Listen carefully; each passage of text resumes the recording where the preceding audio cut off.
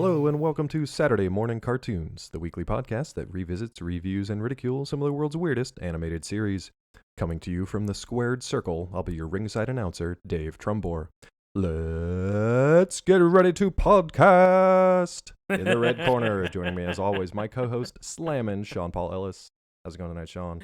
David. I'm doing well, buddy. How about yourself? Let's amp it up, man. You got the crowd out there in attendance waiting to see you rumble. Yeah, brother! Much Can better. I hear you get excited? Much better. And in the blue corner, he brought a bag of sandwiches. Comrade Matt Barron. Oh. Welcome back, buddy. I am happy to be back in the ring. Getting these guys in the ring. Matt, did you just get excited or did you get a hernia? I'm not sure. He hurt himself getting into the ring. We're going to need the medics at the ropes on the court side. I am going to make it through this podcast, and then I am going to the hospital. That's fine. That's Because fine. you That's are the better, people's champ? That's better than a lot of these wrestlers can say Oh, that's true. this day and age. We are, of course, talking Hulk Hogan's Rock and Wrestling. How could you not have gathered Come on, that guys. from Get this it intro? together. You Come knew on, this. Matt. You knew this. This one, thankfully, Matt Barron is joining us once again on the podcast. He brought this one to our attention. How exactly did you find this? So Why did you find this? those are both very good questions. Only one of them Thank has an answer. So Okay. I was reading something about 80s cartoon art screen splashes, and it linked to basically a Google image file of a whole, like, I don't know, maybe 70 or 80 screen splashes. One of them Right. was for Hulk Hogan's Rock and Wrestling, and I immediately jumped over to our episode list, and I was like, how did we miss this? Do I not have an updated list? Like, is this a hidden gem of the 80s? Lo and behold, it is. Diamond in the rough. Well, we will discuss that on this podcast. Diamond in the buff? Can you polish a turd? Yeah. So this is one that, I don't even really remember. I'd never heard of this until Matt brought it to our attention. Sean, was this anywhere on your radar before this week? It was. I think I saw a link that the website Dorkly had written a couple months ago by a comedian up in New York named oh my gosh, I'm gonna screw up his name. So I will just omit it. Superfly Jimmy Snuka. No. Oh, not him. No, it was one of the people up at Dorkly wrote an article that was the content of it was 15 cartoons that you've never heard of from the 80s. Okay, well, that they you got have that never one. heard that you have never heard of, and you get to the end of the article and they confess that out of the 15 that you just reviewed, only 12 of them were real.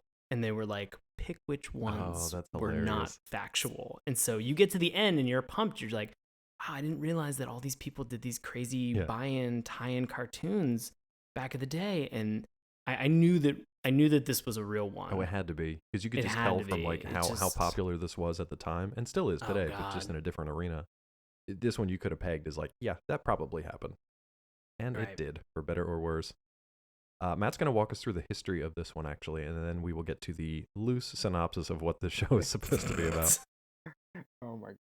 So, Hulk Hogan's Rock and Wrestling is an American animated television series, again on the CBS Saturday morning lineup from September of '85 to December of '86, and it actually was in reruns until June of '87, and it had 26 episodes, brought to us by the Deeks over at Deek. And actually, Dave, your note, the show being animated, it had long production times, but I actually read this in that article I mentioned earlier that they tried to Okay. sync it up with a lot of the, in-ring, then WWF drama, but because of the production times, it was basically always like 2 to 3 weeks behind what happened. So I think that's eventually why they just scrapped it after 26 episodes. They're like, yeah, fuck it, like just go on to something else. Yeah, just not worth What's it. next? But yeah, and then it was actually in April 2015, they announced, the WWE announced that the program would be added to the WWE network.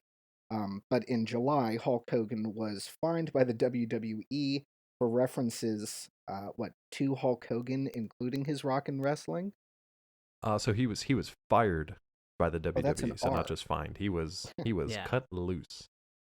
So yeah, pretty much any references to his name or this particular show were just scrubbed out of existence by the WWE network. And they have that because kind he of went power. on a racist tirade that they had a recording of, and when that came to light, he's kind of had a weird history over the last 15, 20 years with a reality show and a sex tape, and then just... Has he, though?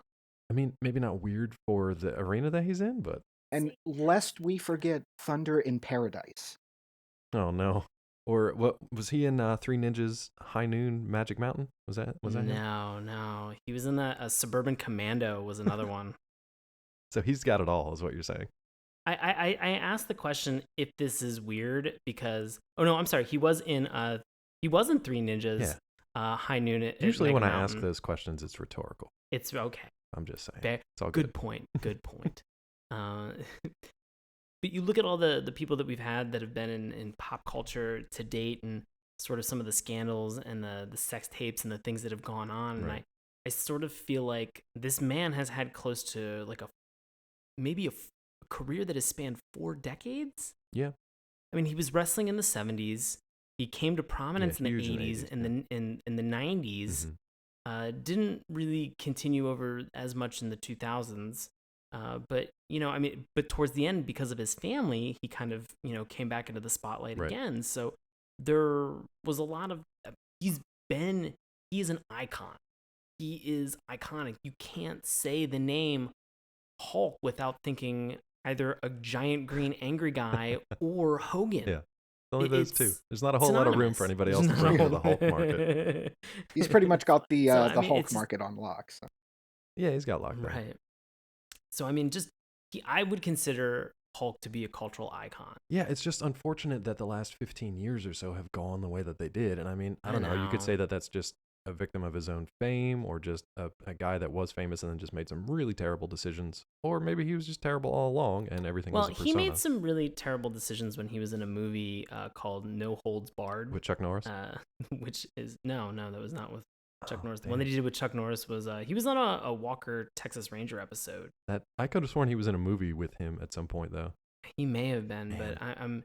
but he was in this movie called No Holds Barred that is the best, and I believe it's on Netflix. And when I say the best, I mean the opposite. Yeah. But it is 100% worth checking out.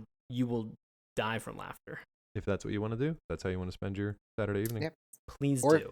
You will not regret. If you just need to check out, that's a good way to go. Yeah. I mean, when they find your body, they'll just be like, "Well, that's the way to do it." Are you still watching? Like he watched. Looks like he watched quick. No Holds Barred. Yeah. Oof.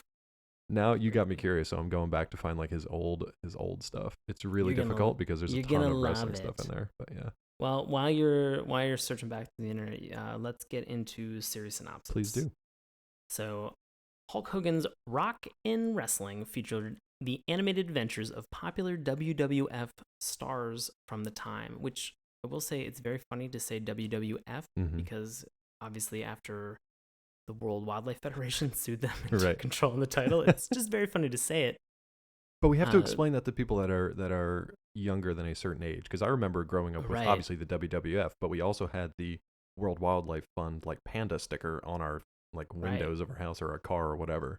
So we had WCW. And then we had WCW as well, and that's gone through some changes too. So just a bunch of just weird acronyms that nobody could share and get along. Right. So the show included the titular character Hulk Hogan and his group of wrestlers fighting against a group of rogue wrestlers that were led by Roddy Piper, which was amazing. The show followed cartoon archetypes, which I would almost venture to say straight up stereotypes, concerning good characters triumphing over evildoers in wacky situations, typical of a children's cartoon in the 1980s. It is worth noting that comedian Brad Garrett provides the voice of Hogan. Which is super deep. So like, crazy. So crazy deep that like when Hogan talks, he's just like... Voice. No, not even close. Like no. Hogan's like, he's got a presence. Brother. Yeah, and he's got kind of the gruff sound to it. But like when he opens his mouth for the first time and it's Brad Garrett's voice that comes out, just is a complete mismatch, but it's hilarious. You want to go through our list So the good guys, the good group of wrestlers includes Hulk Hogan, Mean Gene, Andre the Giant, Hillbilly Jim, which I didn't remember. I had to look him back up. Yeah, there's a couple that are just like, who? Yeah. Who? Jimmy Snuka, Junkyard Dog, which was my favorite character. No. Tita Santana, which was the most offensive. Yeah, probably by far. Yeah. And there's a lot of offensive characters. There's so many offensive characters in this show. You got to remember that most of these guys, I mean, they're drawing the cartoons straight from their personas in the ring. So Sure. it doesn't start with the cartoon, it starts with the wrestler. But most of these guys were just like big, kind of like Midwestern white guys playing different roles, playing a Russian Right. or, man, I got to look up the Iron Sheik, where he was actually from. But most of these guys are just playing characters. They're not Yeah. the actual stereotype come to life. They're just Wait, they're playing. what? Yeah, it's not real. Oh, no. It's not real, you guys. It's still real to me, damn it. All right, please Still continue. real I cut to me, you off. I won't keep. We had Wendy Richter, which every time she was on screen, I wondered why. I have a lot of questions about Wendy Richter and her so many sleuthing abilities questions. in this episode. She's the best She's at being Detective worst. Wendy Richter. Yeah. And one of my second personal favorite, Captain Lou Albano. Making like a third appearance on this show, I think. I know, I love it. Yeah, I really love we it. had him for Super Mario Brothers Super Show. Not like we actually had him. That would be very odd because we can't raise people from the dead. But Right. And then we also had him for the PSA that we covered, in which he has one of the best deliveries you've ever seen. He has the most fantastic PSA about not using drugs. It's so great. So if you are unfamiliar with that, please check out episode 49 and 50 Nice. for our drug PSAs. It is crazy to go back and listen to those because they're just insane. And don't worry, we'll do more of those in the future. Oh, I can't wait. Yeah. We have for the bad guys, we have Roddy Piper, Iron Sheik, Nikolai Volkov, Big John Studd, Mr. Fuji, Bobby. Also, the second most racist It's just Mr. stereotype Fuji. on this show. And it's just keep. If you're looking for characters that are from either the Middle East or USSR, or the Far East. exactly USSR, because that's what it was called back at that time, That's right. or Asia. This is where you want to go. Mm-hmm. We had Bobby Heenan, and we also had the Fabulous Moolah. I don't remember Fabulous Moolah at all. I remember Fabulous Moolah as just being, when I watched her, she was like an older lady. Like they wheeled her out when she was an older lady, and they would parade her really? around as being like, she still thought she was like super sexy. She was almost like how Ric Flair got towards the end. He might still be going, but it was like the female version of Ric Flair. But Moolah, back in her day, she was like one of the elite female wrestlers, and she actually trained Wendy Richter, who was Really? another one of the up and coming wrestlers. They just were just different. I think they were different generationally, or at least one. Richter came after Moolah. Okay. But yeah. All right. Well before it was- the like TNA girls of the last 10 years or so.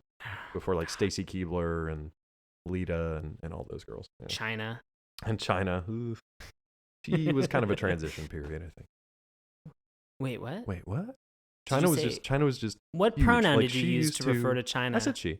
I said Okay. she was a kind of transition period because they used to like put her in there against guys, and she would just Oh, yeah, decimate yeah. guys, which was hilarious. She was a part of Degeneration X. Yeah, it was Suck fantastic. it. I'm over here just actually making like the X over top figured of you were. my crotch. Yeah, as you I'm do. loving it. As you do. was- I should make a quick mention. So Roddy Piper unfortunately passed away earlier this summer. And people who are listening to the show, they're like, wait a minute, he was the leader of the heels, the bad guys? So like Matt mentioned earlier, this show was so far behind the live stuff, even to the point that like, these guys obviously in the live action wrestling carried on for years and years and years after this. The cartoon did not exist quite that long. So when the cartoon came out, it's kind of like this weird little like time capsule of where these characters were in their careers. Because there was a time where even Hogan was a heel for a little while. Right. When he was like Hollywood Hogan or whatever. Yeah. And then obviously Piper, was a face, and everybody loved him, and he was getting into the movies and stuff too. So you just got to remember that this show is set up in a way that it's just not very flexible. They can't really change stuff too much, so it is what you get. It's interesting that you bring that up, Dave, because they actually switched between the faces and the heels in the show. Like I watched another couple episodes, and they actually like switched between like the two teams, and I was like, what in God's name is going on here? Like, not realizing that they were switching, 3 weeks before in the ring. I got you. So they were trying to keep up with the ring at that point. Interesting. Right. we saw a lot of I saw a lot of reviews of people that are just like, man, when I was a kid, I would watch wrestling on Saturday morning, and then I would watch wrestling cartoons on Saturday morning, and that's where I would just get all my wrestling fix. And people are like super jacked up about this, but I could imagine watching the live action and then the cartoon, and either getting like some weird insight into what they were gonna do, or like just be confused as hell because it didn't make any sense. Probably the latter happened more often than the former. But I want to say I feel like there were a lot of young children running to their parents and being like, "Mom, Dad, you guys gotta listen. Look, this was happening on the wrestling cartoon show, but this was happening in wrestling." And they were like, "That, you know what? Here's another bowl of cereal. Here's a bowl of tricks. Get out of my face." My brother and I, we would watch this stuff, and then we would set up like our own like wrestling ring in the basement with just like old mattresses and my God, like yeah, I foam used to do padding that all and the stuff. And we time. just spent hours down there just like throwing each other into these like padded walls and just bouncing around, jumping off the couch, stuff like that. It was a great time. It's a lot of fun. I did the exact same thing over at a good friend's house, and we would always take all the pillows and cushions off of things, and everybody would have their own like fun wrestling name Exactly. or something. And I do remember what my wrestling name was. It wasn't Slam and Sean? No, it was not. I had no concept of alliteration Okay. at 7 or 8. Yeah. When we Was were it doing. was it the ginger? No, It's just the wild ginger. just the wild ginger. I like that. No, for some reason, and I have no idea. I think it was because I enjoyed this variety of potato chips. But I believe that my name was Buffalo Chip. Oh, I thought you were just gonna say it was the Ruffle. The Ruffle. Oh no, that'd be good too. Damn it! Oh, You can be the Missed Ruffle. opportunity in my youth. And it was something where my buddy Chris would always make us. He'd put these things on like in his basement, and he'd get super pumped. And there would always be inevitably that one moment where he tries to pile drive somebody Exactly. or DDT them, and then they get injured because they fly into another piece of like a part of a couch or a corner of a table corner of an end table, or and miss the then mattress and hit the floor. Yeah. Exactly. I do remember him pile driving somebody, and it totally missed something, and everybody just went, "Oh no, we killed Justin." Just broke his neck. We just saw Justin die. Well, that's the thing. That's why, like, it was fun to watch this as a kid. But then as you grow up, if you're still watching it, you actually learn how much choreography and practice and trust actually goes into these routines. Because it is a very well choreographed kind of dance between whoever happens to be fighting within the ring. And they don't want to hurt each other, but they also have to make it look convincing. So I want to say this was not in anticipation of this show, but Dave, you hit on the topic of choreography. I went to the Maryland Renaissance Fair this past weekend, and with a good friend of ours, Jason. Do tell. And they had one event that was there, one spectacle at the fair, at the festival, that was called Rockin'. It was like Shakespeare Rumble. Wrestling? Oh. It was called Shakespeare Rumble. Okay. And the tagline underneath it was "No Hold Barred." Oh God.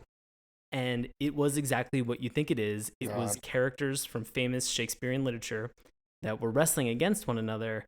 And so it was Hamlet versus Laertes and his uncle, the king, that was at the time. It's actually pretty clever. I gotta give it to And them. Shakespeare, it was hilarious. And they had a ring, and they had choreography, and they had everything that was going on. And there was one moment. Oh, and Shakespeare was the referee. Oh, that makes sense. And there was one moment where they were about to do a pile driver for somebody. Yeah.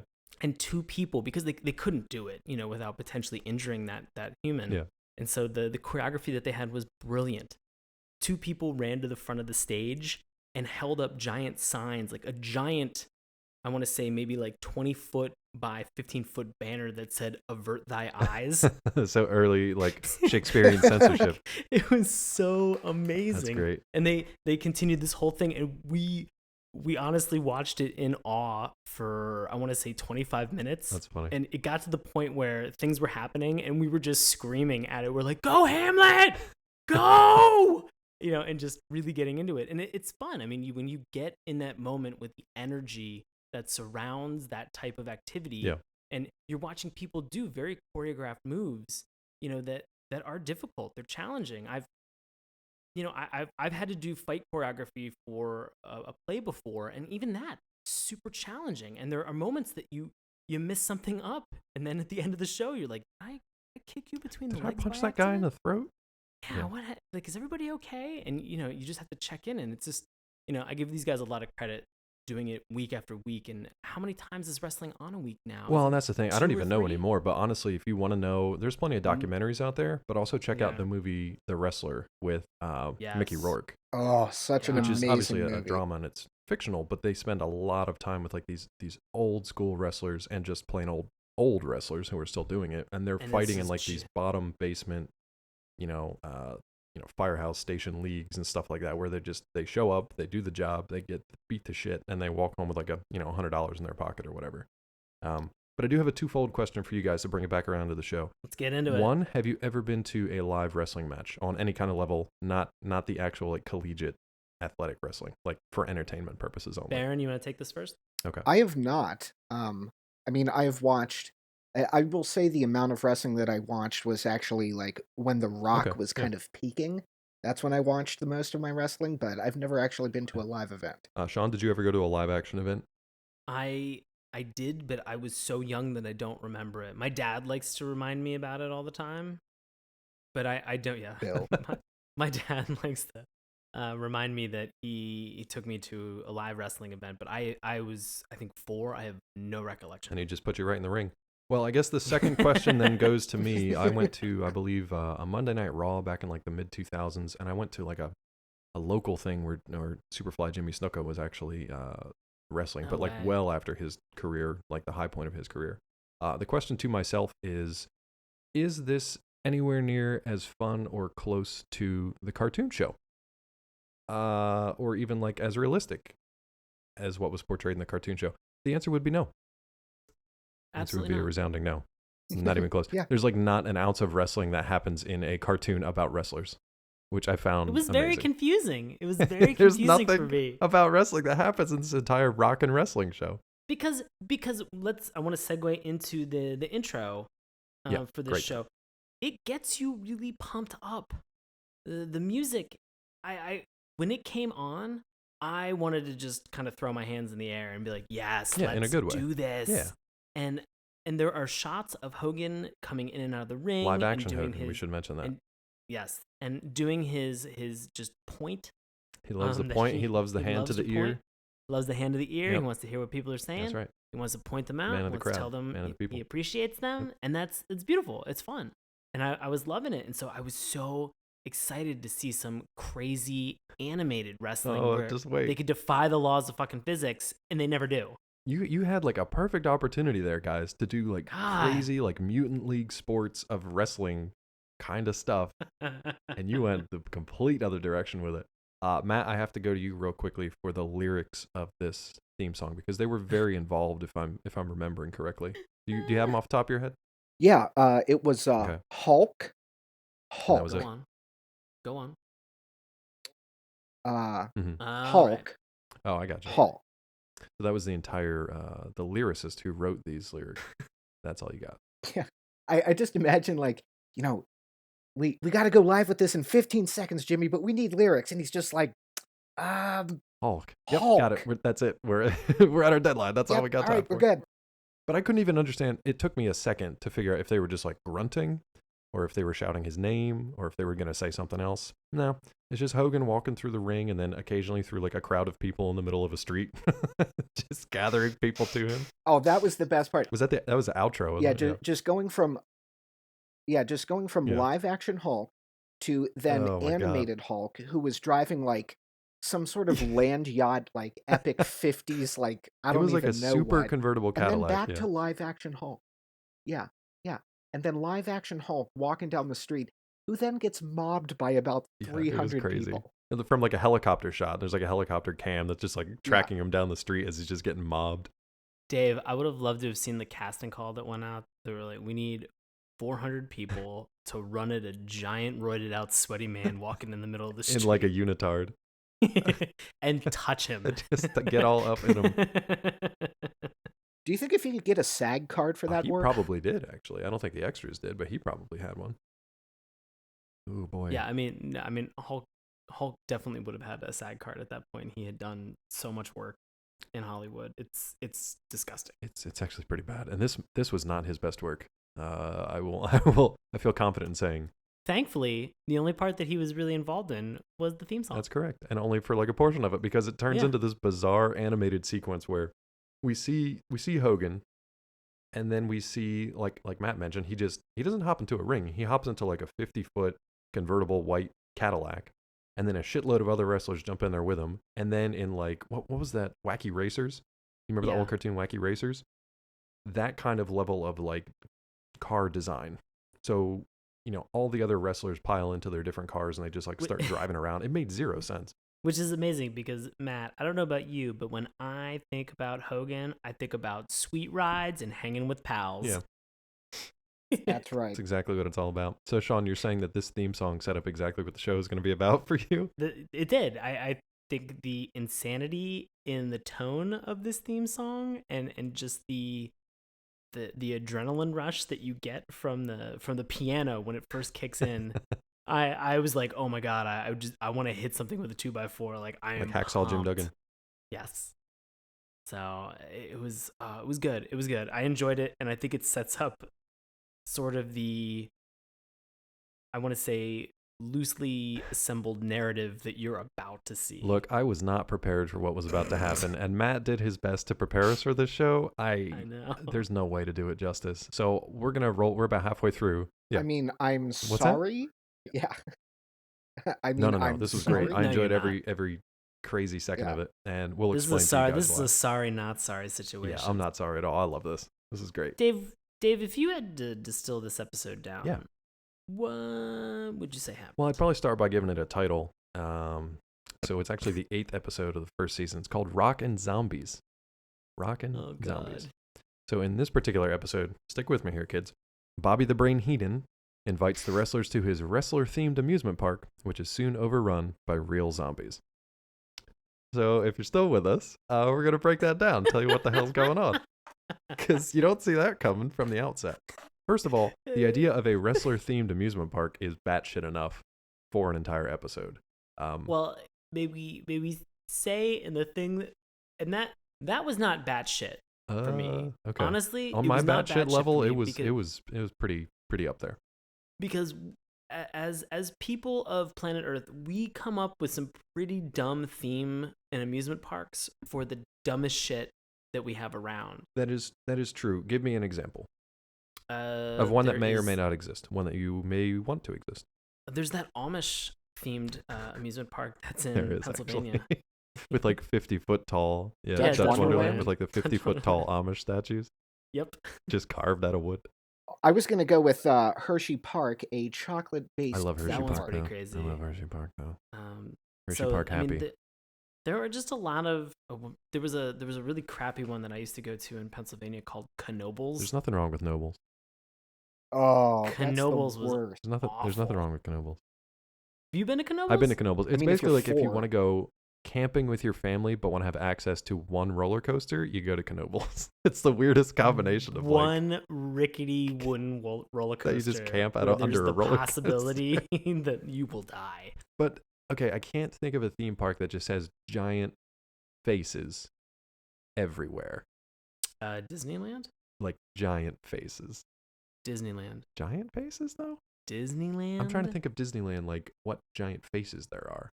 Dude, they've just got giant heads of crap in there. I don't know, it's been a while since I've been there. No, that was one of the things that the design of this park like really threw me off. Before I knew what the theme was, they were just giant weird faces, like 50-foot tall faces on everything. So you guys didn't find that strange? Yeah. Am I alone? It was. It was super. The Iron Sheik face was the best. I was more confused over the fact that the brain had not officially titled or named. He named it, he gave it a small title, but then he announces a contest when everybody arrives that somebody is going to have their name above the marquee as kind of taking possession or ownership of said amusement park. And that's what blew me out of the water for no other reason than intellectual property law. Exactly. He's like, I put all this money into this thing that I didn't get any clearance for it, and it's not really named yet. And this is our opening day, and everything's in working order, sort of.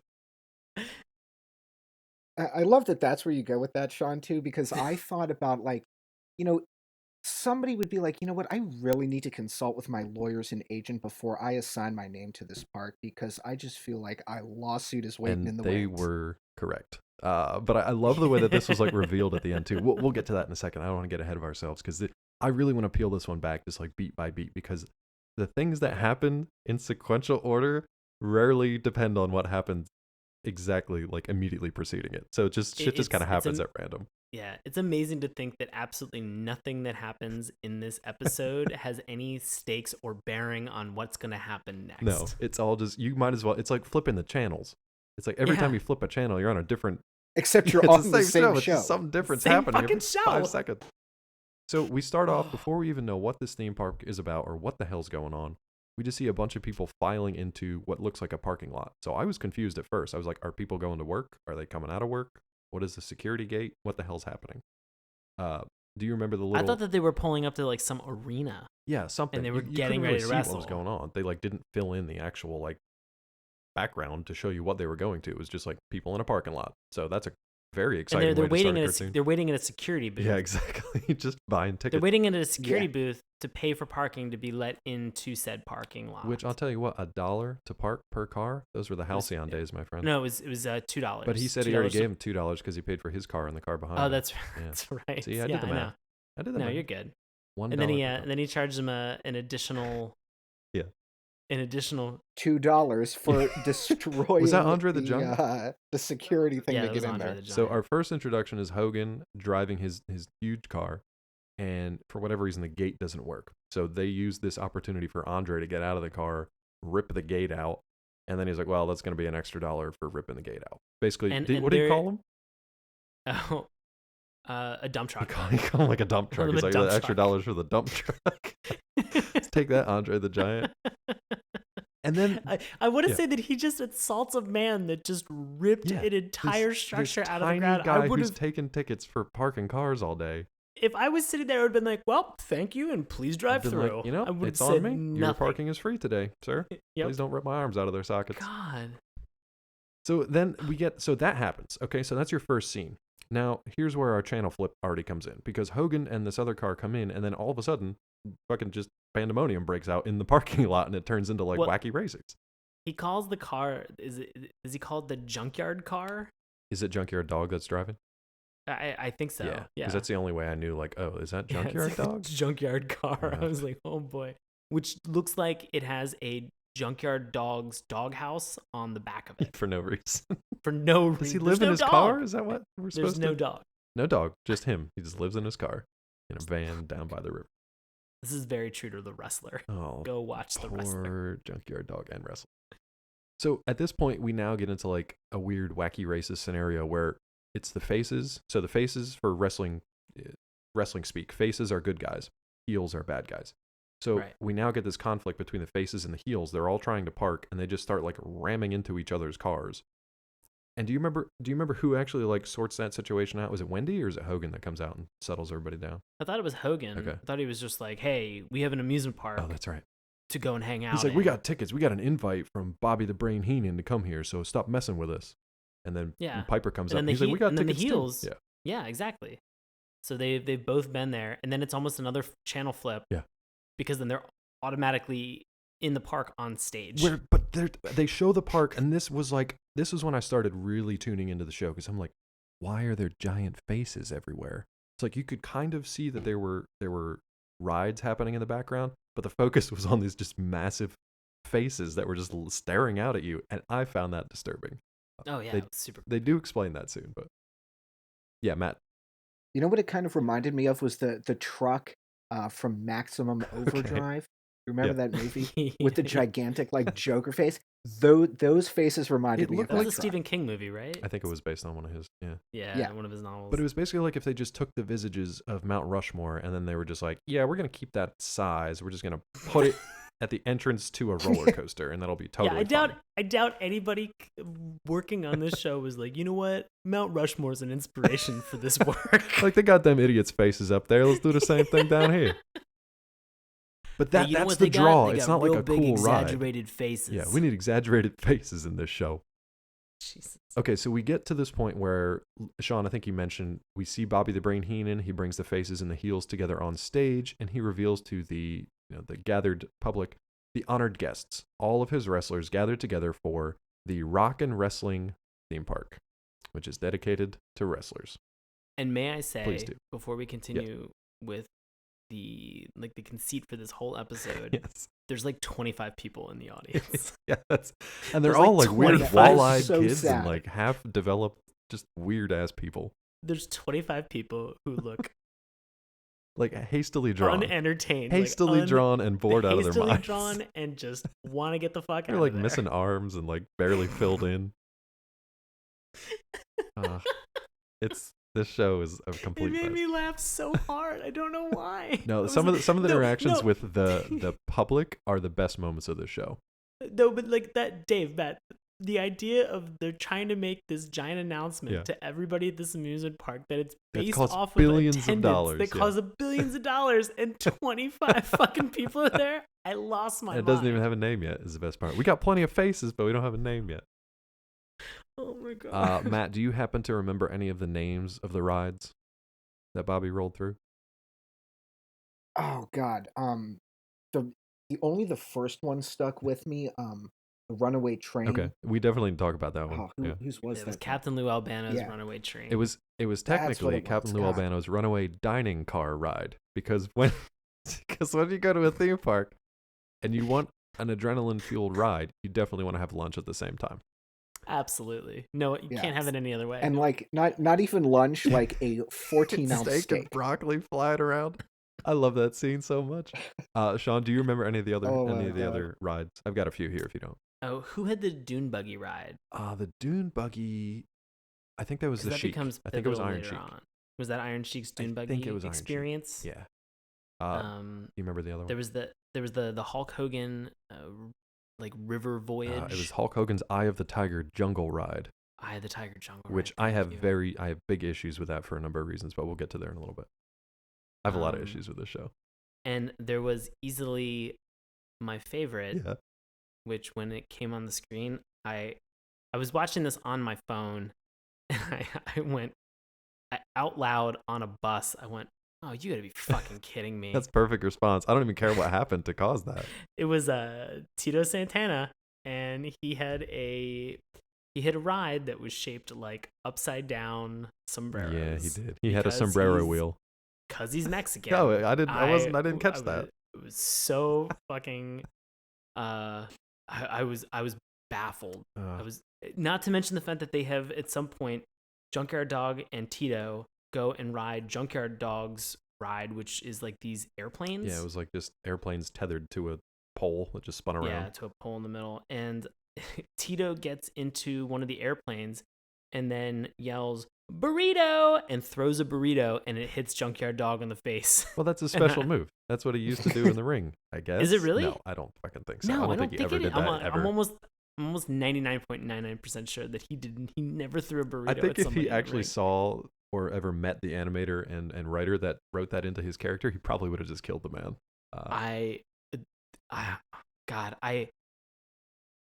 Subtlety was not lost on not the even show. a little bit. Not at I've all. got two more rides that are going to come into play, and they were two of my favorites. So it was Nikolai Volkov's Russian teacup Yes. ride, So good. because Russians and tea go together very well. And then Rowdy Roddy Piper's hot air balloon trip. Yeah, that was the best. So, that was so funny. Kilts and hot air balloons. That's what we got going Which on is because he's full of hot air. I like that, actually. I like that. This is perfect in terms of his personality. Now, okay, so now we get to the reason that all these wrestlers have been gathered to a wrestler-themed amusement park that is not named, but has names for all the rides. This is the stupidest damn thing of the show, maybe. Matt, do you remember what Bobby says to the crowd about the name of the theme park? I mean, not word for word, but basically like what the whole point of gathering everybody together is. Oh, well, basically, whoever has the most popular ride is going to get their name on the Exactly. park, and whoever, whoever's like, I don't think they said like, there would be voting or any sort of keeping actual track of process anything. existed. Yeah, it was basically just whoever gets the most riders is going to Exactly. get the name on Which the park. is ridiculous for a number of reasons, but especially once they actually give the name, which we'll get to in a second. But so we've got this conceit set up. Now, this is where it switches gears again, because we've got the faces and the heels, right? So they're now in direct competition with each other because they all, it's not enough to just have a ride. They want their names on the actual theme park itself. Right. All right. So, I mean, you could probably, like, just in the spirit of good competition, just like try to encourage people to go to your ride, try to discourage them from going to other people's rides, but that's probably not enough for the heels. So what do the heels do in general? I don't know, Dave. Tell me exactly what was the first thing that they decided to do. What was the first one here? I've got it. I've got a bunch of. In general, it was the idea was to conspire together to destroy all the faces. So it's not like they're discouraging. Yeah. Not only to destroy the rides, but to endanger murder lives as many people who are going on the other rides as possible, so that they cannot name the theme park after them. They're like ripping up rail tracks. They're undoing bolts from like foundation plates. They're just cutting wires. I think that was the first one. Was Iron Sheik and Nikolai Volkov going and they ripped up a piece of the railroad track that was on Captain Lou Albano's diner car ride. And where all the faces are on the ride, just like enjoying a steak dinner. Yeah. While this train car's literal throwing them back and forth. Lou Albano at one point gets a steak in the face and a broccoli spear in the ear, which I thought was pretty great. That was fun. And he looks like a crazy fat pirate, which isn't super different from what he looked like in real life, but it was not close enough for me personally. I get what you're saying, Dave, but I'm going to disagree with you on this and say that he really just does look like a fat Mario in this. Okay. It's impressive. But like shirtless, like with his shirt shirtless exposed. Fat Mario. But not like ripped or anything. Like nobody really had muscles. They were just kind of blocks of like flesh-colored material. I mean, Mario's not really ripped There were a lot of like, soft curves on people that were like chisel muscly dudes. Like, kind of like you let yourself go in the off season, but like really let yourself go, and then we're animated into this show. I love every moment of it. So now we've got this. What's the word for it? They're sabotaging all these rides, right? But as they do it, like you'd think that this train would just derail, kill everybody on board, and the show would be over. What actually happens is this. Fingers crossed. Yeah, right. Just finish this within 7 minutes. What actually happens is the train is just like, oh no, I'm totally cool. I'm a train. I can just go off road. So the train just goes off road. Because that's what every train that's ever gone off the tracks has done. Nobody's ever died in a train derailment. They've just gone off road. And they just took a scenic tour. Shout out to all of those off-roading trains. Yeah. That tip to you. And usually what they do is they careen into a villain's theme park attraction and destroy it. So the villains who are trying to disrupt the heroes' theme park attractions are actually shooting themselves in the foot because they're ruining all their own rides before anybody even gets a chance to go on them. So yeah, the train gets knocked off, and then it goes right into Iron Sheik's dune buggy ride, and everybody on the dune buggy, all the dune buggy cars immediately just do that cartoonish. They go, pew, and they all shoot away from the train. They just skedaddle. Yeah, and everybody on the train is like, "This is the best ride that I've ever been on my life." Yeah, fuck yeah, I'd be on the off-road train. And then a group of 10 people oversee what's happening with this train, and then you hear 3 distinct voices as everybody's mouths are moving, and somebody just goes, "Yeah, I want to get on that ride right now. I want to get on that ride. It seems like a lot of fun. Let's go do that. Let's go on the off-road train ride." What the fuck are you doing? And I was waiting for somebody to be like, "Yeah, I really want to die right now." Well, pretty much, as we will find out. A good excuse. It's almost like you're playing Roller Coaster Tycoon and just sending people to their deaths. Like you haven't tried. You haven't Roller Coaster Call of Duty. Yeah, you're just like, yeah, we'll test it out. You're a bunch of crash test dummies. It'll be fine. So at some point, this train gets back on the track, which is the complete opposite of what happens to the show from this point on. This is another channel flip. Do you guys remember where we head to after this? Do you remember whose attraction we go to? Because this is where the frickin' zombies come in, but only briefly. Yeah, we go to... It was Moolah's House of Horrors. And I love how Bobby the Brain like insults Moolah by saying she's like a hideously ugly woman, like as both of them are walking into her ride. But then he hands her the tickets and is essentially looking at her like, "You run this ride now. Yeah. You hand out fucking tickets. Yeah, this is your job. I invited you here so that you could work. I'm the brain. I set all this shit up. I paid for everything. I got your giant ugly face on your own ride. Just do some work." And then this just like, is this where the zombie actually shows up, or is this just where the kid? Yeah, there's one zombie that shows up. Can we talk about the design of these zombies for a second here? Get into it. they're basically like wrinkled blue potato people that have like onion slices for eyes. That's the only way I can kind of describe what's happening. They look like people, just wrinkly and blue, and they have just like weird concentric circle eyes. And apparently that's a zombie. The weird thing for me was the knob that they all had on the top of their head. Never explained. You know? Zombie anatomy. Is that what happens when we die? I guess just get zombie knob. Yeah. I know, Jesus. I know that you can't really get like the Walking Dead level graphic with zombies on like a kids show, but there was like no decay. No, and can I just say, zombies. Like there are like fat zombies. These people have been dead totally for fine. decades, and they have not their clothes aged are fine. a day. Can I just say that these are possibly the nicest zombies ever because they don't really hurt anybody. Yeah, for the most part, they what just zombie mythos did they take advantage of? Well, we will get into like the cause of these zombies rising from the grave, which may be one of my favorite plot points on an episode ever. But yeah, these zombies are like not aggressive whatsoever. They kind of just want to go on rides and melt ice cream. It's pretty much all that they do. These zombies are here for fun. They're just fun zombies. They just want to be heard, just want to be part of the herd.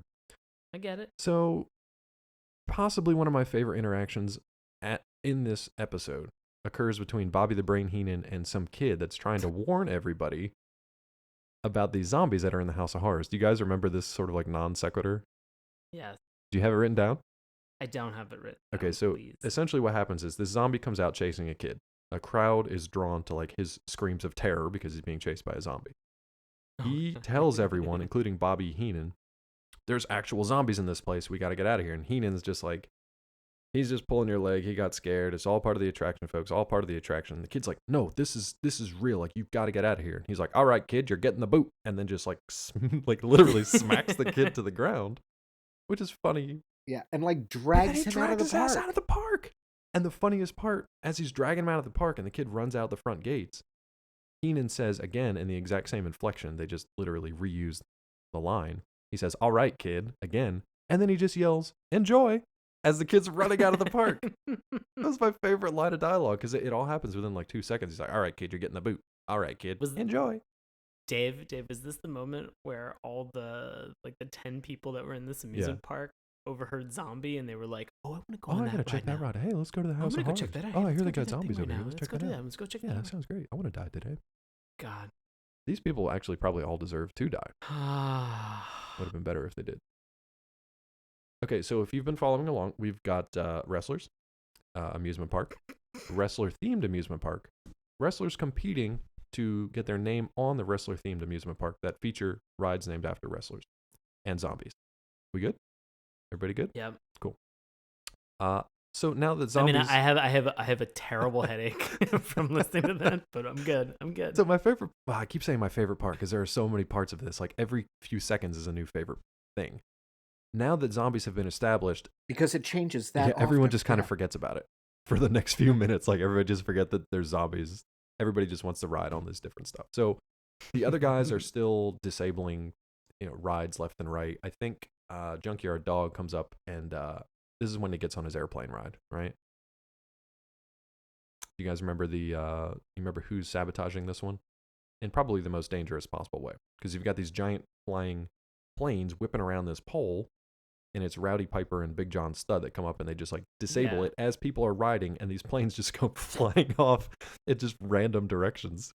And again, we should mention the Brain has spent presumably hundreds of millions, maybe $1 billion to put this thing together. And this is $1 billion 1980s. Right. That's true. Not $1 billion and today. There are no people working any of the rides. So Roddy Piper and Big John Studd can just walk up with a wrench and literally throw a wrench into their plans. Into their planes, even. Damn it. It works on 2 levels. The best part, again, was this one. The villains get screwed again because one of the planes flies directly into Rowdy Piper's hot air balloon. At which point, again, beneath this flaming wreckage, Hindenburg style, there are people trying to get on this ride like, oh, I want to go on the hot air balloon, as it's crashing down around them. Yeah. And then they're very upset at the flaming wreckage that's left behind. Like, oh, I didn't get to go on the hot air balloon. I love how Roddy Piper at that part, gets like caught under a portion of the hot air balloon, and it's not like he gets stuck like in the middle and can't get out. He gets stuck under the very edge of it, like perhaps 36 inches of balloon. Do you remember how he gets caught underneath it? Because that is a moment that defies physics. Please walk us through it. At this moment, he gets so upset that it has ruined his ride and that his ride is now out of commission that he attempts to kick a hot air balloon, sort of whiffs it. Yeah.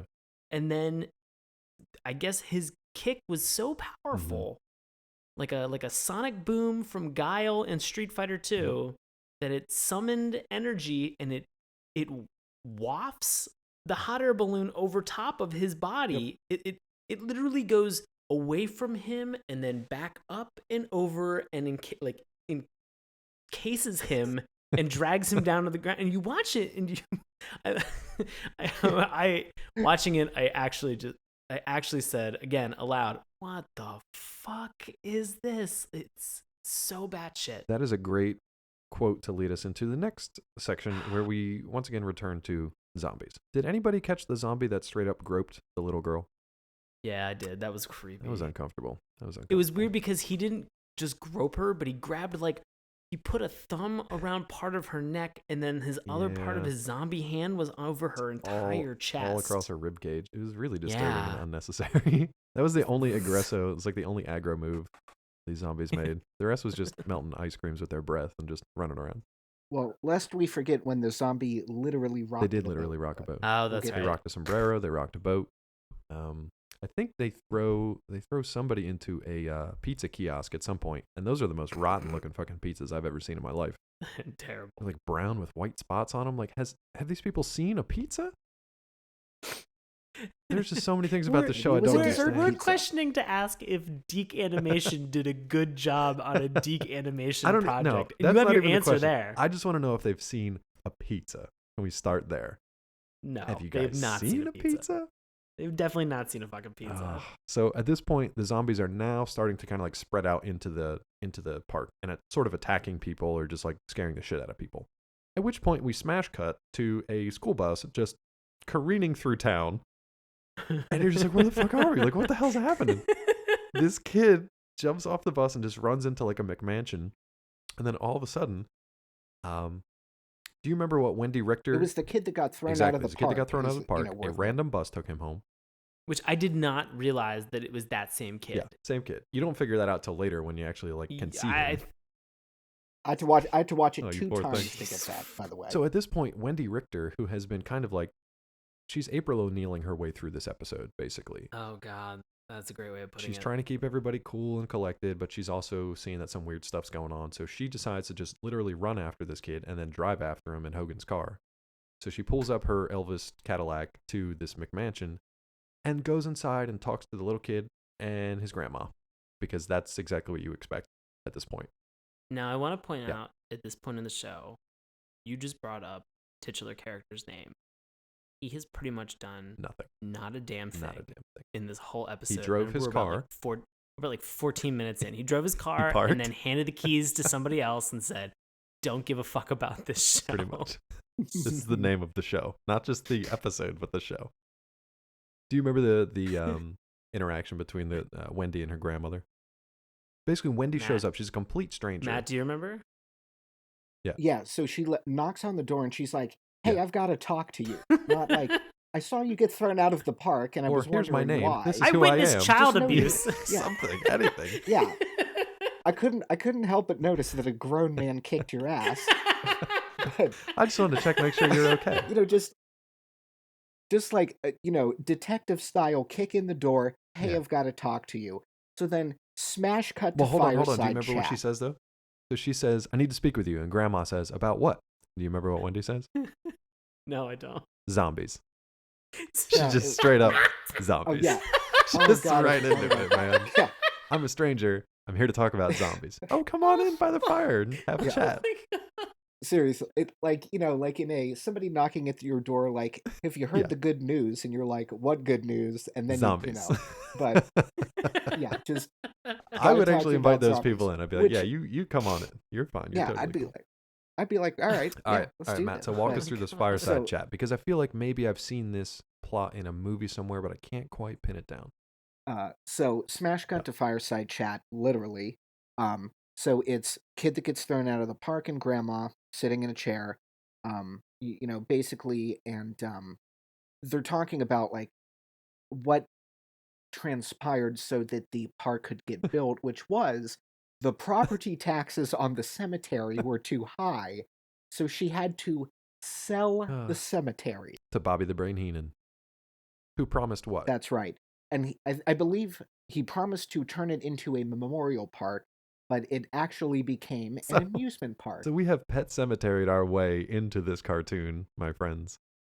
God. Except with like, Indian Burial Ground. Yeah, Matt, you're right. It could be Pet Cemetery, it could be Poltergeist, it could be a number of 80s horror shows. You're totally right. Yeah, like Night of the Living Dead Part 9 or whatever they were on at the time. Yeah, whatever. So, in short, Grandma owned a cemetery, couldn't afford it. Bobby the Brain Heenan, a wrestling manager, bought it from her. Promised to turn it into a memorial, turned it into a wrestling-themed amusement park with no name and 25 guests. I want to point out the idea of the brain to think in his to fathom building an amusement park on the cheap on top of a cemetery. On top of dead bodies. Yep. That's bloody genius. Yeah. It looked like it was going to work pretty well until the zombies all rose up. Right? At which point, one of the, I think it's Piper, he says, we got to round these zombies up before this place becomes rockin' zombie land. Oh, wait, but wait, go back to the conversation real quick, because she says one more thing that was absolutely just like, it stopped me dead in the tracks of that show, unlike anything else that had happened prior in that episode. But she said they would never agree to put their names on an amusement park that was built on top of a cemetery. And I was like, oh, that's it. Like, it wasn't the desecration of the dead. No. Like, it wasn't any of the, like, horribly immoral and unethical things that go into bulldozing a cemetery and throwing an amusement park on top. It was, they wouldn't agree to somebody being lied to. Yeah. I'm glad that these zombies have morals. Yeah.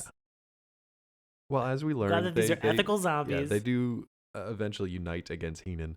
But at this point, now we cut back to, so we've got Super Sleuth over here talking to Grandma and the kid.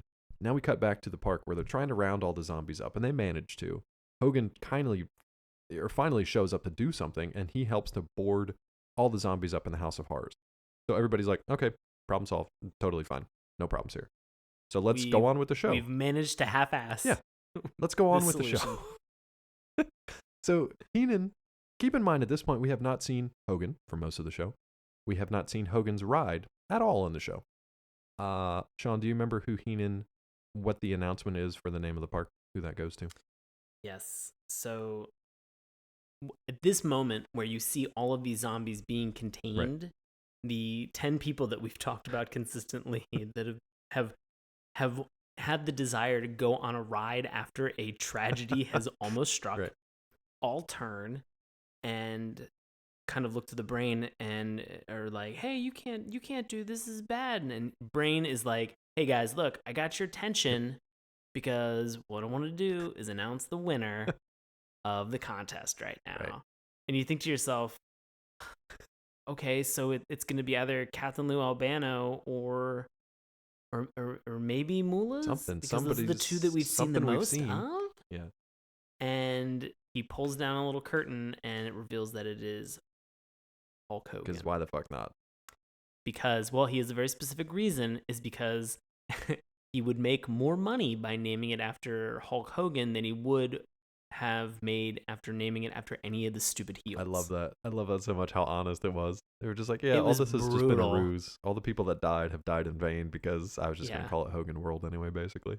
We've added more zombies into this theme park that was built on zombies. I'm glad you mentioned that because at this point, the zombies break free. So now people are like, oh, they're zombies. That was the most frustrating thing of this entire show. Like, every time a new zombie would come into the scene, they would realize that these things existed and had yet to be dealt with. These 10 people have forgotten and remembered Well, it's that all there the are brain zombies. damage. Yeah, it's I can't incredible. help but think that it was perhaps some sort of like Alzheimer home field trip to the amusement park. Ooh, that just got real dark. Yeah. Wait, was that but the line? that's something. Was that the line that we have that we drew in the sand? Was that it? It was that. It was taking Alzheimer's patients to this murder Oh, park boy. full of zombies. But Bobby the Brain Heenan would Guys. probably do that to save a buck. You guys remember? I've got a couple lines here. No. Okay. I mean, just because this, for me, the whole rest of this episode was just a whole bunch of just action-oriented beats. Well, that's what happened next. So it was just like weird one-liners, people jumping on rides, zombies chasing them on rides, Iron Sheik getting thrown into a pizza kiosk of rotten pizza, zombies riding on a T-Rex that somehow came to life and started eating a tree. Oh, like, that was what the best. And it was it wasn't even like an animatronic T-Rex. No. It was a completely stationary T-Rex. A stationary T-Rex, and he uproots, walks, eats a tree. Andre the Giant tries to jump on a brontosaurus. It deflates because it was an inflatable. It's just like, this is the channel switching stuff that we were talking about, because it's just like, what the fuck is happening right now? Just cartoon chaos just completely breaks free. They are, if you would think to yourself, okay, they've created a really fun world for this show. Yeah, of Alzheimer's patients getting murdered by sabotaging theme park rides, but go on.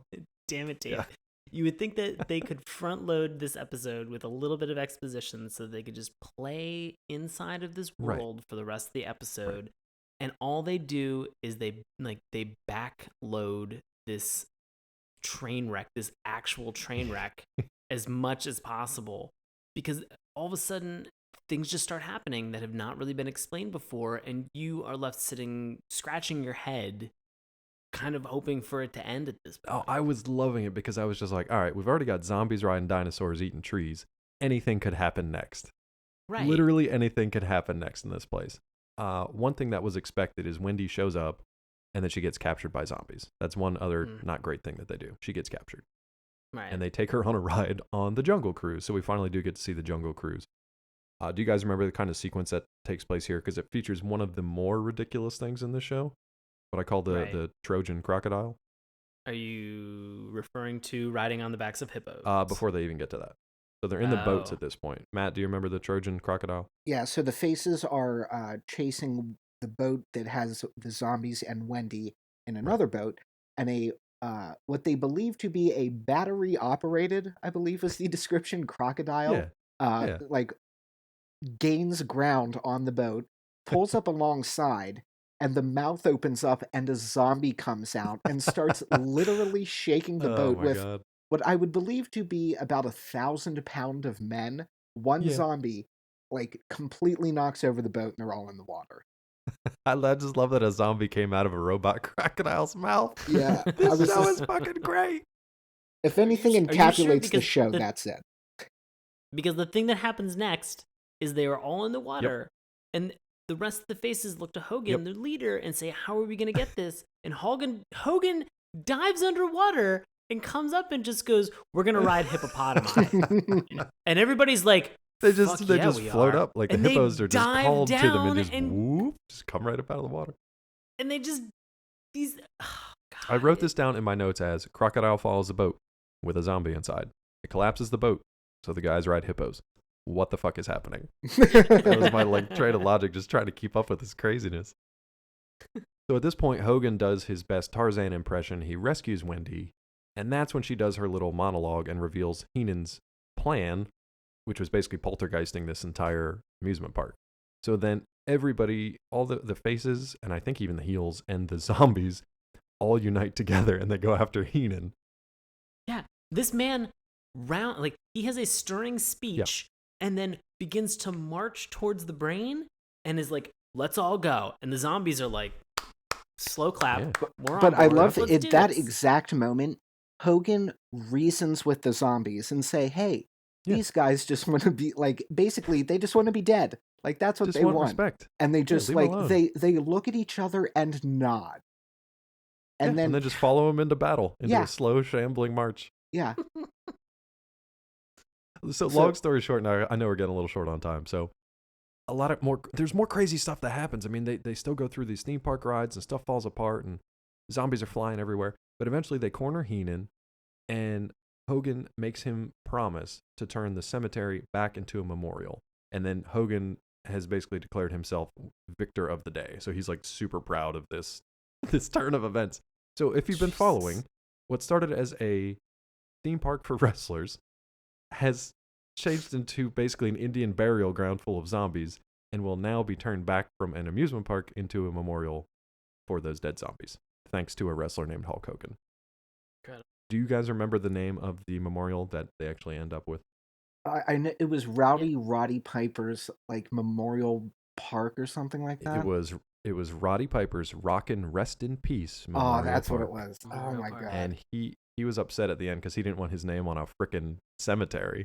It's like, I don't want my name on a dang cemetery. It could have been like Hulk Hogan's Hulkamania Heaven or Bobby the Brain's Hereafter Hotel. Oh, that would have been so good. And that's where they end this mess of an episode Fuck. with the outro of Hogan live action walking down a city street and being mobbed by fans. Yeah, Ladies and I gentlemen, think if you it's stuck with us through that, congratulations. and I think it's important to note that the intro and the outro are literally exactly the same. Yeah, it's just recut with credits Yep. over it. That's it. That's it. Oh my God, guys, did you survive? You okay? Oh, Everybody okay? Do I'm gonna give you a 1 count, a 2 count, Oof. a 3 count? I'm tapping out. I think I'm tapping out. All right. Wow. You got me in the chicken wing. What were some of the old finishers? The reverse face choke neck. I don't even know. It's late. What was the one that Crossface chicken wing. Bam, nailed it. Kurt Angle. That was good. Thank you. There was a move that they say in the episode that I think the Iron Sheik wanted Nikolai to do? Nikolai to do. It was like the spine. Oh, the spine severer? bender or something like that. Spine He bender. he wanted to go grab a zombie and give him a spine bender.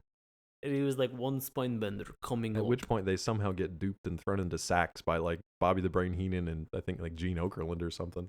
Yeah, it was Made great. 0 sense. But just don't take our, reviews on this as solemn fact. Maybe we should look into some other reviews. So, Let's get all into right, them. who's got the first one here? I got this All right, what do one. you got? So we have this one comes this was written September of 2000 by Ozzy Cash from Nashville, Tennessee, and it's titled Great Cartoon. Please read it as punctuated. Okay. Thank you. This was a great cartoon, but the series didn't last long. I guess poor ratings, but I enjoyed it since I'm a wrestling fan. I'm going to buy all the videos for it whenever I get a job, lol. But the cartoon featured Hulk Hogan, Andre the Giant, JYD, and other WWF wrestlers from the mid-'80s. Great fun. I just love this because there's basically it's just one complete It's a one garble run-on of a sentence. sentence. You gotta- commas, no Ozzy, period. you're the best, but you gotta Get that job, figure Ozzy. out some punctuation, buddy. Get that job, Ozzy. I hope you got a job 15 years ago. Oh God! All right, who's got this next? I one? got it. Matt, you got So this. this is from Blitzing AU, who Maybe don't read their email address though. I was going to Even say, though they put it in. yeah, I was going to say, who I believe, based on their email address, is from Australia. I think Melbourne. I'm gonna email this guy tonight. Yeah. I know you reviewed this show 13 years ago, but I wanted to follow up. Please do. Honestly, I swear to God, please do. Oh, Because it's God. actually it's a Oh, that's decent so review. It's good. gonna lead us into our reboot section. No, tonight. you've got to. Oh, it's When so this good. episode comes out, I will email him the link. Please do. He's gonna be like, what the fuck? Oh my God. I hope he's got that email address forwarded. Oh man. So, great show. Rockin' Wrestling was fun entertainment for adults and children alike. Storylines were light and fluffy and great fun. There's no reason why a similar show made now with the latest WWF wrestlers couldn't work either. I'd watch it. Imagine Rock, Stone Cold, Triple H, Kurt Angle, and Undertaker in a cartoon together. See, now that's not a bad review. Light and fluffy. Interesting. He just described eggs. Yeah, light and fluffy eggs. He just described the proper Just technique for breakfast, making like a eggs, breakfast scrambled cartoon. eggs. Yeah. Oh, it's Saturday morning, so breakfast. I No, can I see like that. it. But actually, we picked that review because it does lead us into the question of, first of all, do you guys? I want to start with Matt because you're our special guest tonight. I want to ask you: do you recommend people check this show out? Because you already recommended it to us for this episode. I'm going to recommend people check this episode. Okay. And I say that because I watched 2 others, and Right. this is the apex. They peaked on 8, and it went Ooh. quickly downhill, and I mean further downhill. Oh boy. Sean, how about you? You recommend it for people? Yeah, I would definitely recommend this one. Just carte blanche. I would just say check this out. I mean, specifically this episode that we watched, like Matt said, but it's insane, batshit insane fun. Yeah, I'm gonna echo the same thing because I just said I think you could tell if you listen to this whole episode how much fun we were just having with it because it's just completely nuts. However, would you like to see this rebooted with a current slate of wrestlers? Now, I'm not up to par on like the current ones. I mean, even the ones from Blitzing AU, that was from back in 2002. So the wrestlers he mentioned at the time are still recognizable names, but they're probably not even like really active that much anymore. So would you guys like to see, Matt, I'll start with you, a reboot of the show with whatever the current wrestlers happen to be? I would like to see a reboot, and the only person who I believe is still wrestling that I know is John Cena. He could lead this thing.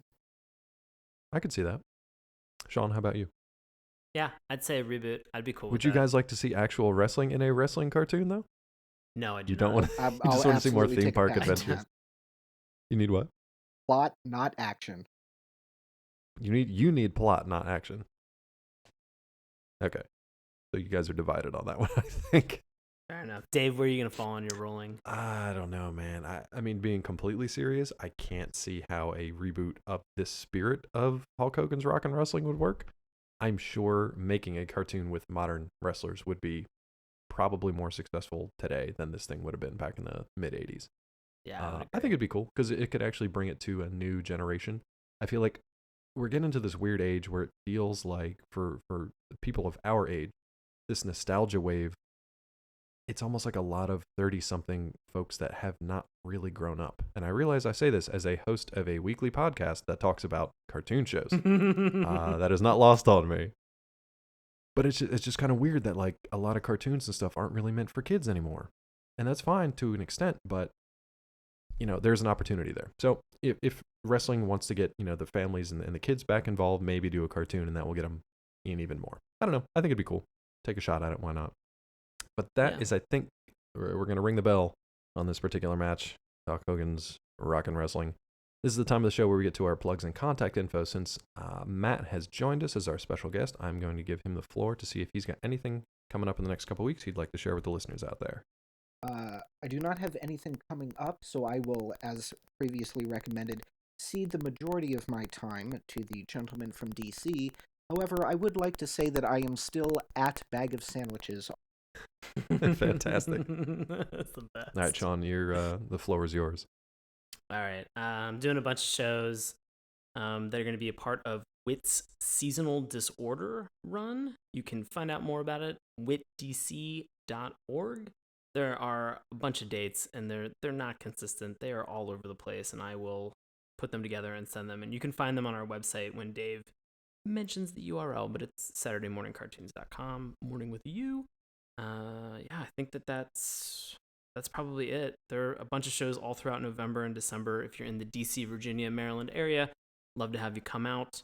And what else? Well, where can the folks follow you on social media? Yeah, exactly. Yeah. You can find me on the Twitters and the Instagrams at Sean Paul Ellis. And if I'm not mistaken, I believe you have a shout out and also a special message you'd like to get to folks tonight. Thank you. I want to give a quick special shout out to Bobby Anthem, who messaged me on Twitter.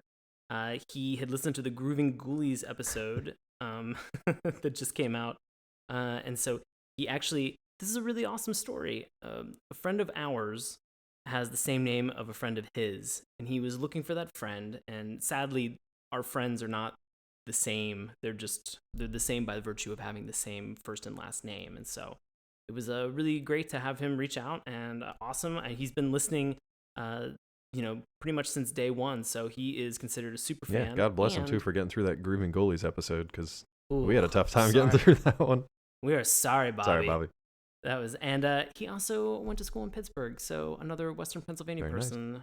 Nice. So very cool to have him give us a Twitter message and say hello. So thank you, Bobby. Thanks, Bobby. Anthem. I certainly appreciate it, and we all do here. Thing I wanted to start with is a new segment that I'm gonna start called "I Told You So" corner, and I just want to say, for all the people who went and thought that Gem and the Holograms was gonna be good this week, fucking told you so. I didn't look up their box office numbers, but I know it was not pretty. Oh, you did not look up their box office No, I couldn't numbers? count that low, so I didn't actually look it up. Ooh. No, I heard it wasn't good. No, it was actually so it made $1.3 million. Domestic? And it was across 2,400 screens over the first 3 days. That means that it made 500. This is from the Jezebel.com article that I was reading earlier today that another friend of the show, Tony Lazzaroni, messaged me about.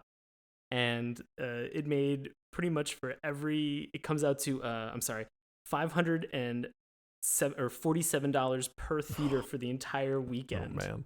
That's each divided across all of that. That's insane, which means that movie played 2 empty theaters for a good portion of the 3-day opening. I was going to say that means about 8 people went to see it at each theater. But to the larger point for this is when you stray so far from your source material and you don't have any respect for the content and the nostalgia that people have attached and associated. If you remember, Gem is an iconic 80s cartoon. Right. And when you try to change it into something that people aren't going to be familiar with, it's no longer Gem at that point. Look, they missed the entire point of the nostalgia thing where they made it for fans of today.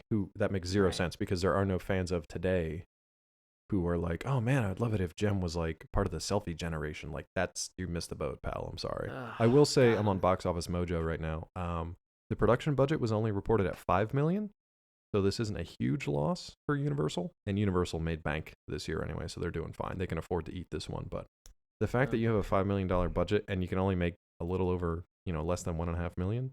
I will say the one uncool fact is that director John Chu still got death threats from people. So there's that. Maybe not do Maybe that. Don't I mean, do I that. think we're not going to go that far on the show. I think the problem is that he made the movie, and I'm pretty sure he went home and was like, I'm really embarrassed with the work that I just did. That's enough for him to live with on his conscience. And if you're sending death threats for a Gem and the Holograms movie, you might need to take a look at your life. And with that, I'm going to give you contact information for reaching out to Saturday Morning Cartoons. Well, Dave, what are you up to? What are you doing right now, you can find me over at Collider.com, where each and every week I will review Gem and the Holograms until I go completely insane. I'll also be recapping such weekly TV shows as Arrow, The Flash, and The Walking Dead, which we need to talk about at some point. I still need therapy from this last episode. It's tough. It's a tough one. But you can find me over there. You can also find more about Saturday Morning Cartoons at SaturdayMorningCartoons.com. Remember, that's morning with a U. You can find us on Twitter at MorningTunes. Check us out on Tumblr, SaturdayMorningCartoons.tumblr.com. We have a Facebook page. We have a YouTube account. You can listen to us each and every week through iTunes or Stitcher. And just like Bobby, you can send us an email, SaturdayMorningCartoons@gmail.com. That's going to wrap it up for this week episode. Next time on Saturday Morning Cartoons, guys, guess what? Can't fucking believe this. It's a big milestone. We have reached the 75th episode, Saturday Morning Cartoons. God damn. Pumped. Spectacular. And of course, once we reach these milestones, we're super excited. We want you guys to be excited too, so we like to bring you some bigger shows to talk about. So we've done some big ones in the past. We've got some big ones coming up in the future. For this particular episode, we are going to be talking X-Men, the animated series. Oh, can't wait. I don't know how we're going to wrangle this one, to be honest with you, but we will figure it out. I'm worried. I'm very nervous. No, we'll do a great job. We always do a great job. Yeah, I know. No, I'm not worried about us. We're going to knock it out. We're so good. We've got a $5 million production budget going. So what's the worst that could happen? Oh, my God. I feel as if I'm going to be disappointed with my memories of this show. So just have to wait and see. Yeah. If you guys have any memories out there or specific episodes you think we should definitely cover for this show, please feel free to let us know at the aforementioned contact info. No death threats, please. Save them for John M. Chu. Thank you for listening to Saturday Morning Cartoons. We will talk to you next time.